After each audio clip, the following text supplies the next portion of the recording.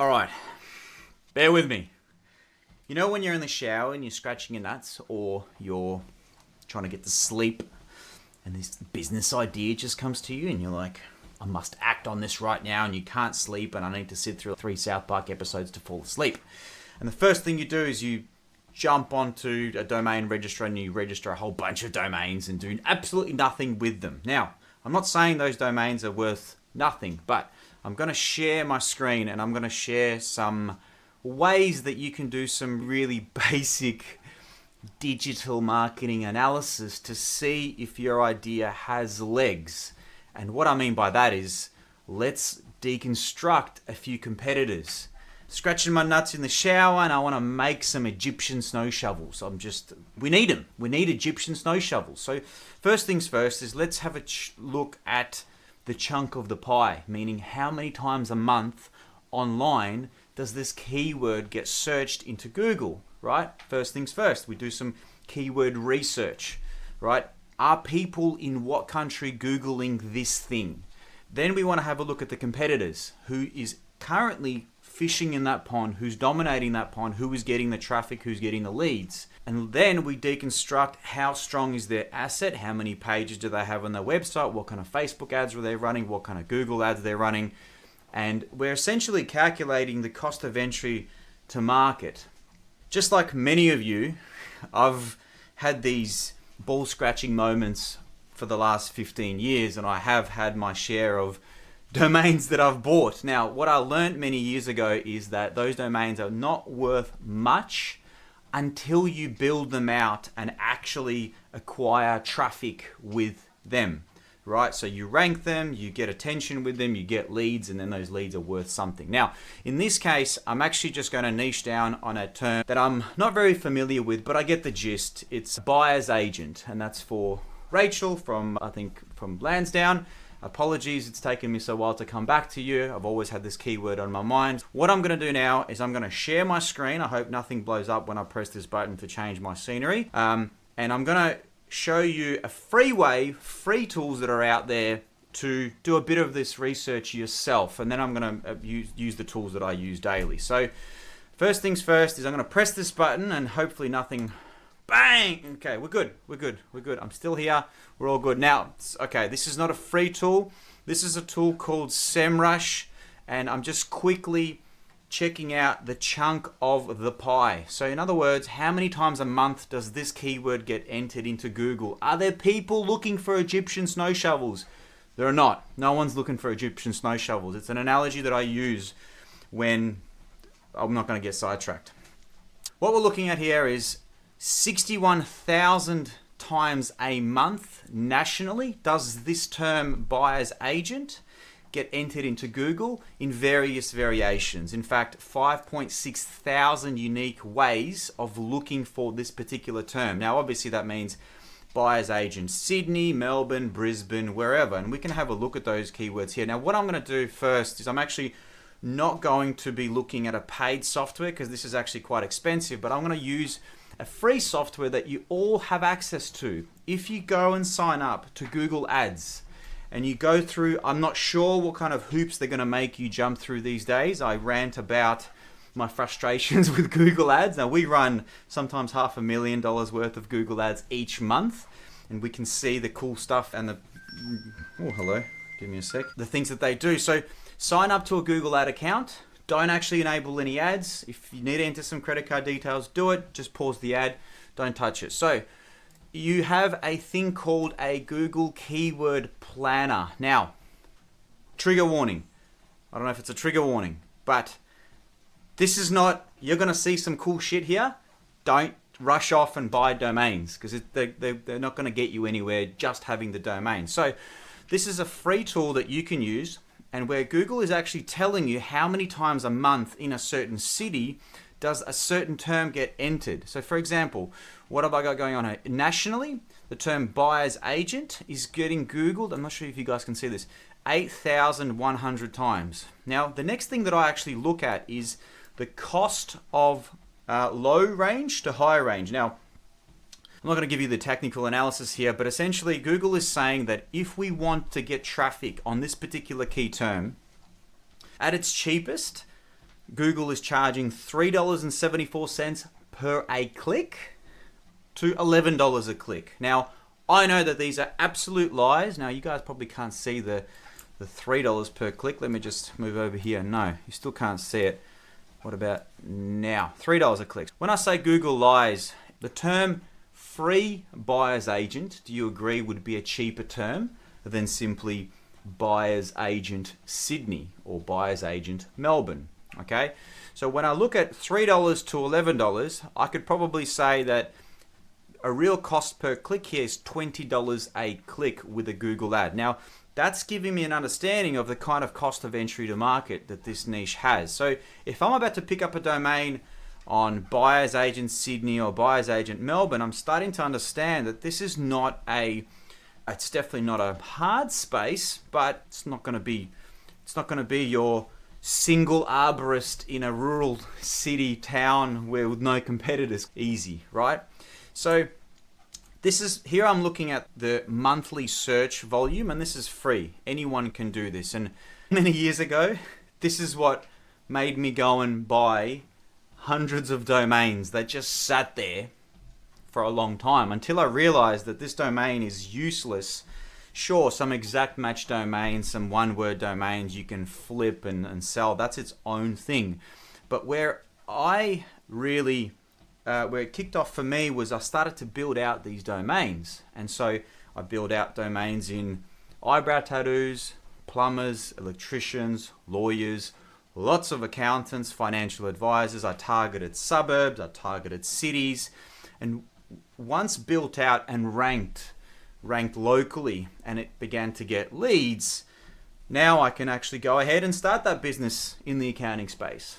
I'm obviously not going to do that, but that is a way that, I'm not saying go do that, but these are just ways that you can research the space before you go in and buy that business or you go in and start manufacturing those Egyptian snow shovels. So the next thing I'm going to do is really simple. I'm going to Google the keyword, and in this case I've just typed in buyer's agent Sydney, right? And I can see that there are ads running. Okay, so people are running ads. I can click through these pages and inspect the ads, and I can see the kind of landing pages that they have. Because a lot of these companies, they probably are paying a marketing agency, right? So that marketing agency has taken a retainer, it's taken an upfront fee. So whatever the landing page is, it's probably going to be pretty good, right? So you can be inspired by this landing page. Now, in this case, I'm going to have a look at Cohen Handler. I'm just going to click on the site, and I'm going to do this very quick thing to understand how big is this asset. So let's say you want to build this website in the buyer's agent space. You want to rank it. In order to get leads, you need to overtake competitors. So what I'm looking at here is I'm going to type in this, I don't even know what it's called. It's not a query, is it? It's a request. Site, semicolon, and the domain. So here it is here. That's a semicolon, right? I'm not sure. I don't speak good England. So site, semicolon, the domain, your domain. Now what we have going on here is Google is actually telling us that this is hilarious. Just before, this showed 600 results. In fact, 502 results. And now it's showing 387 results, meaning some pages are falling off. Anyway, I'm not going to talk about it. So basically what we've got going on here is Google's telling us that they found about 385 results, meaning this website has at least 85 or 87? 387 pages. So we're starting to understand the guy in first place has 387 pages. Let's have a flick through these pages, and I'm just scrolling through it and I can see Brisbane, Adelaide, Perth. Without me digging into this, is telling me that they potentially have an office in those locations. So this is going to be potentially a pretty difficult site to overtake, because I'm assuming in Sunshine, Adelaide, Brisbane, they might have a Google business listing where they've got Google reviews. That makes them a hard asset to overtake. Kind of like Jim's IT, Jim's Cleaning have lots of Google business listings. That makes the overall website of high authority hard to overtake. So once again, we're just looking at the first competitor. Then I like to flick through a few pages and I can see, okay, they've got pages for the team, Ben, Sammy, Simon. Go to page 8. We'll have a look in. Here we go. So blogs. Okay, lots of blogs. I'm just flicking through. I'm just skimming. Now, one of the things that you can also do is pick up a program called Screaming Frog. Now, no one's screaming, but you do need to turn your speakers down. I'm joking, you don't. This might cook you, but the only tab that you need to use here is HTML.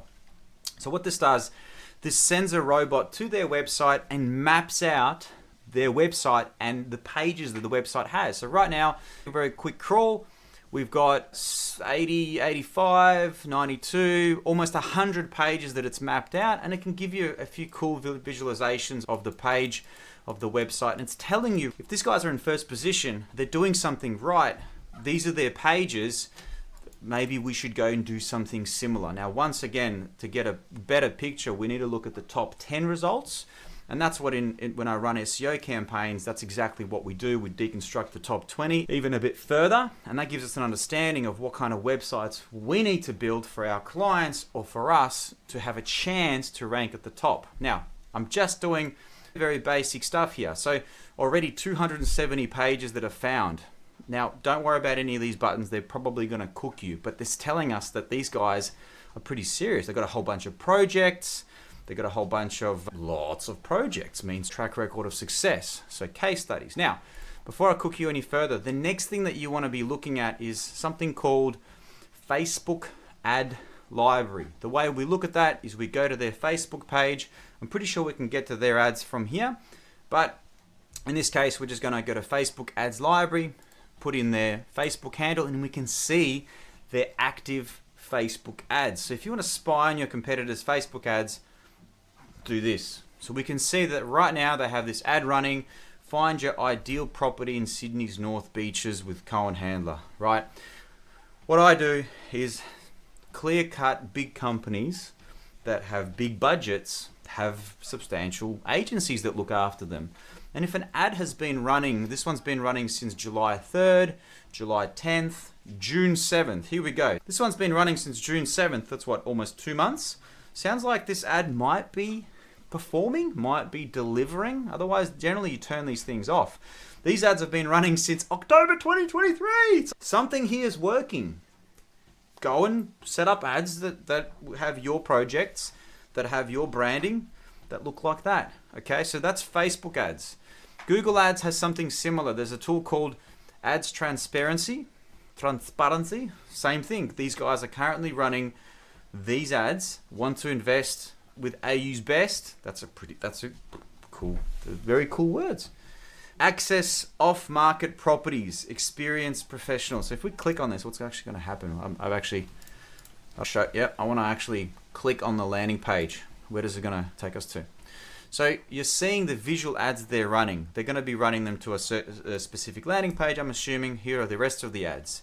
So very quickly, we understand the size of this website. How many pages do they have? You can flick through the blogs. Now, the thing you won't be able to see, this tool's called Ahrefs. And this gives us average traffic value and average organic traffic. So this website is sitting on a cool 7,400 organic visitors a month, estimated traffic based on ranking. So their real traffic should be much higher because this tool is just sharing averages.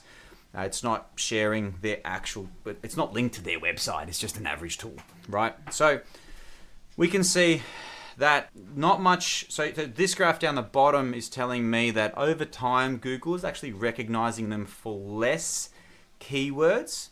So that's telling me they're not actively loading up new and fresh content onto their website. So that's not good, generally speaking, but they are being rewarded with a slight trend. This is the last 1 year, last 5 years, all time. They're doing pretty good. So check this out. The below, this is not usually the case. The below chart is showing that they're being recognized. In August 2018, they had 7,500 unique keywords they were showing up for. Now they're showing up for less keywords, but those keywords are bringing in more traffic. That's wild. Not often you see that. The other cool stuff that I like to look at is I like to look at their backlinks. How many backlinks does this website have? Because this is one of the most costly parts of an SEO campaign. If I want my websites to rank higher and overtake competitors, I need to do something that overtakes them. And that happens on the website. So things that you do on the site, such as pages, service pages, SEO pages, brand pages, blogs, videos, text, things that are visual.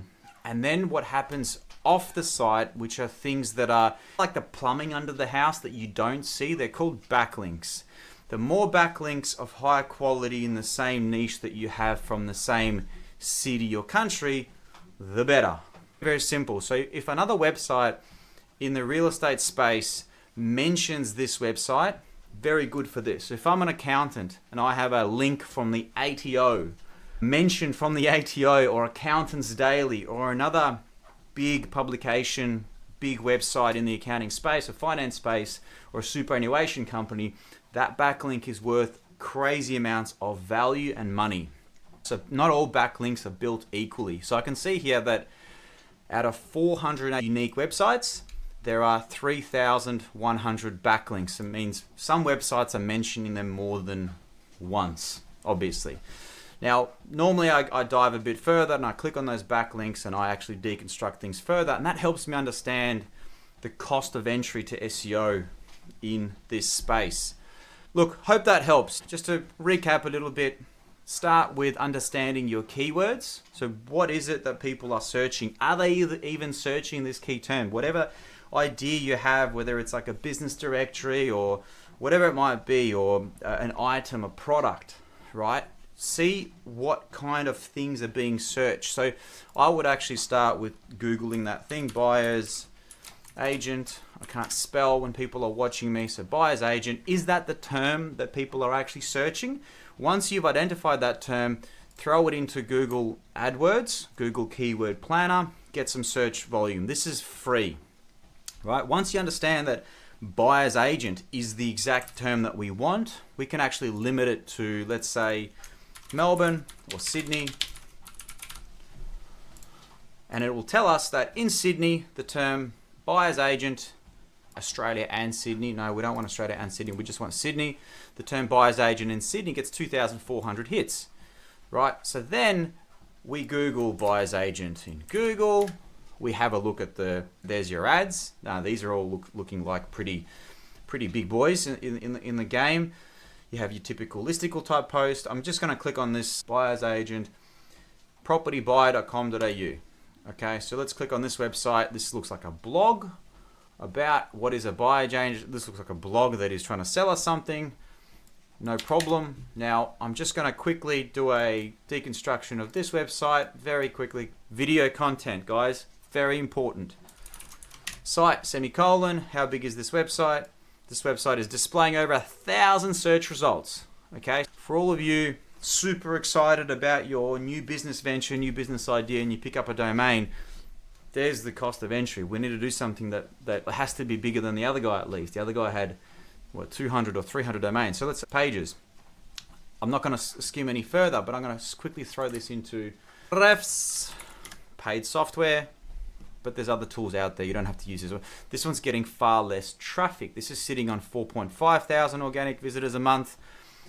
It looks like they are doing something and adding new blogs and adding new pages, but this is the direction.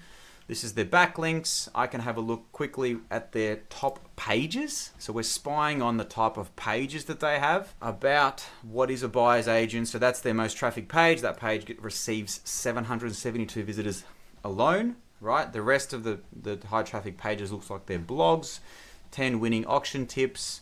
So it looks like blogs are the ones producing most of the traffic here. Now we have an idea of what kind of pages, what kind of blogs we should be creating for this space. Hope that makes sense. Hope that's been helpful, and it's giving you some direction on how you can do some very basic market research on any topic. Let me know if you have any questions.